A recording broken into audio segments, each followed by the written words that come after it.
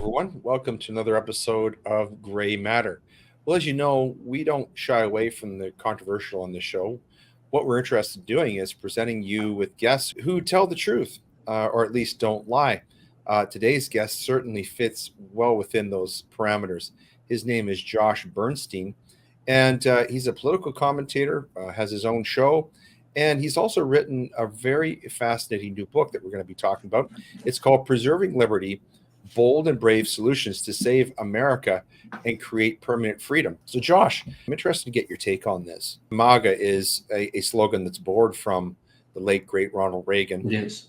But I wonder how you see the politics of Trump and modern republicanism fitting within that sort of Reagan-esque trend or Reagan-esque genre. Because on the one hand, Mr. Trump is very fiscally conservative. He's obviously a brilliant businessman, entrepreneur, ran a great economy during the time that he was your president. But on the other side of that, I see him as being much more socially liberal and maybe even left of center socially on, for example, topics like abortion. Of course, his wife came out with kind of a controversial statement about that.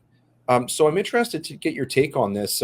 How conservative is this Republican Party? Are they a conservative party, or are they more of a classical liberal? How do they fit? What do you think? What do you think is their sort of character as a party right now? Well, MAGA, or America First, is really common sense conservatism. That's the best way to describe it. President Trump, I've said this way back in 2016, he's not a Republican, so to speak. Right. He's a Jeffersonian Democrat. That's truly what he is. And thank God he is, because that means he's a pragmatist. That means he's not for open borders. He's not a globalist, but he's not overly protectionist, but he does want to put our country first. And, it's amazing because anybody that lives in another country should want to put their country first. That doesn't make them extreme. That doesn't make them a radical or anything like that. It makes them have love of their own country. And why wouldn't you want to put your country first before any other country? I mean, there's nothing inherently, crazy about that or anything like that. So I like the fact that he is who he is. I think that, of course, you're right. He is very fiscally conservative, but I would also say that he is also actually pretty conservative in social issues as well. Let's not forget that he is the one that put on Neil Gorsuch, Brett Kavanaugh, and a couple of others on the Supreme Court, Amy Coney Barrett. Not that these are great hardcore conservatives, although Gorsuch certainly is, not the other two. And so they were able to, obviously overturn Roe v. Wade, which, again, was terrible precedent. Let's face it. I mean, if you look at it, not even from the standpoint of abortion, look at it from a national security standpoint. I mean, think of how many people were snuffed out and killed and didn't have a chance at life, number one. And number two, how many people that we need in order to facilitate the birth replacement rate, right? You need a 1.8 birth replacement rate for any country to continue to survive to the next generation. That's why Europe is at 1.3 or 1.2 or whatever it might be, and I believe Canada is probably pretty low too. I mean, you've got a lot of lower than the U.S. there. You got you're killing children even in some respects. It's pretty disgusting. That I can't remember the name of the program you guys have, but it's called MAID. MAID, yeah, there it is. Yeah, exactly. It's horrifying to know that that's happening. But Republicans need to be able to embrace the abortion issue instead of running from it. It's not a hard one to figure out, to be quite honest. I mean, and I've said this many times, and I'll say it now. I think Republicans need to be graphic in describing what happens. And I don't mean blood and guts graphic. So you can tongue twist them into a pretzel if you really know what you're doing and you know how to do it. You mentioned Neil Gorsuch, and Yes. I recently read a book of his. It's called Overruled, and in it he puts forth the thesis, which I think is quite correct, that we are being tyrannized by an overabundance of laws. And this is a theme that I see is being picked up in your book, which talks about creating permanent freedom.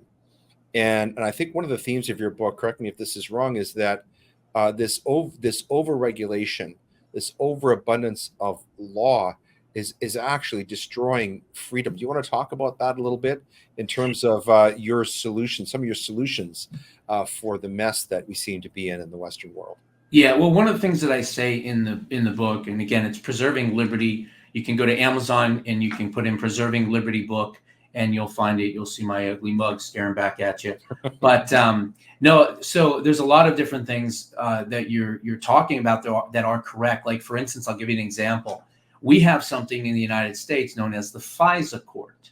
Right. The FISA court has been around since the 1970s. It has literally had a 99.9% acceptance rate on all spy warrants issued, meaning there's only been 12 warrants that they have denied. And who knows the reason why they denied them? We don't even know. But only 12 warrants have been denied in 40 something years. So we in America have this existential threat of a court, basically. It's a shadow court that works independently of the U.S. Supreme Court. But get this, this is the worst part about it. It answers to absolutely no one. So what does that mean? That all the judges are appointed by one person, and that is John G. Roberts Jr., the Chief Justice of the United States Supreme Court. So why would the Supreme Court's Chief Justice have the right to basically appoint and choose these 11 justices on this secretive court that has zero oversight? So one of the things that I talk about in the book is at the very minimum, why don't we at least bring them in under the advise and consent of a Senate confirmation process? Take the Chief Justice out of the equation. Do not let the Chief Justice, regardless of party, continue to pick these judges that we know nothing about and have no oversight, and at least let them go through a Senate confirmation so that the Senate can decide whether or not these judges are viable and reasonable types of judges to be placed on this court, or quite frankly, as I say in the book, shut it down completely, because I don't think it's very American. It's very anti-Republican for certain, because they're not answerable to anybody, including the electorate, and it raises the overall danger that I talk about a lot, and I think is mentioned in your book, and that is this idea of judicial activism, where we have judges, instead of interpreting the Constitution and applying the law that's made by the legislature and therefore by the people, they're just making law. They're applying judicial discretion. And actually, this is what Neil Gorsuch says. He says, there's more bureaucrat-made and judge-made law now than what's coming out of Congress or anywhere else. And this is a really deep concern when the whole of your system is based upon Republican democracy, right? Well, yeah. I mean, I always take issue with when people call America a democracy. We are not a democracy. Sure. We are a constitutional republic. Right. And really, truly, the difference is, in case people don't know, the real difference is that in a constitutional republic, you have individual rights enshrined in the Constitution. However, in a democracy, you do not have individual rights. It's mob rule. So maybe that's why our politicians and others in America like to continue to say, threat to democracy, or this is a threat to this, democracy and this and that, because maybe they're subconsciously trying to make sure that we don't really know or think that we actually do indeed have individual rights. And so, the word democracy shows up in the Constitution 0 times. It is not in it anywhere. Okay. And also for America, I mean, think about this. Benjamin Franklin at the convention in 1787, when he was approached by Elizabeth Powell, she didn't say, he didn't tell her, it's a democracy if you can keep it. He said it was a republic. And then the last thing I always say is recite the Pledge of Allegiance and stop when you get to the part that says, and to the republic for which it stands. So I've corrected lots of people on that. I like to make sure that people know exactly what type of representative government America is. I think it's really important, because if people understand that we are not a democracy and we are a constitutional republic, well, then perhaps maybe they'll cherish those individual rights and fight to retain them. Hmm. That's a really important distinction because, particularly for somebody who's living in Canada, because we are living through a period of mob rule, because we don't have the same Republican protections that exist in the United States. And God bless you for cherishing them and writing a book about how to preserve them, because this is vitally important. I want to ask you, coming back to Donald Trump, it's hard not to talk about him. He's such a captivating figure. But obviously, people are trying to kill him. And there's links to Iran now. People are saying that perhaps maybe it's the FBI. The Democrats seem to be participating in a sort of covert, perhaps even overt bounty. Oh, it's overt $150,000. already. Yeah, I mean, so I want to get your take on this, because there's some really shocking revelations coming out about the most recent attempt on his life from Brian Wesley Ruth. I wonder if you could give us some insight about this. I know you've done some research on this.